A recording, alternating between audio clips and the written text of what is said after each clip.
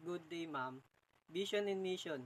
La Concepcion College envision herself to be one of the forefront educational institutions that serve as a catalyst of change for the holistic development of the community, the country, and the Asians.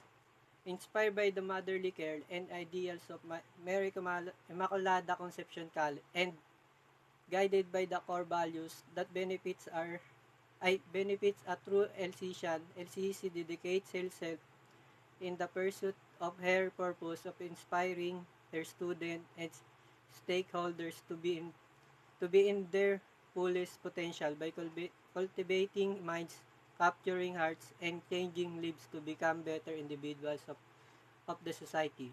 Because LCCian aims to change lives for the better you. Core values. A true LCCian is characterized by leadership, competitiveness, culture of excellence.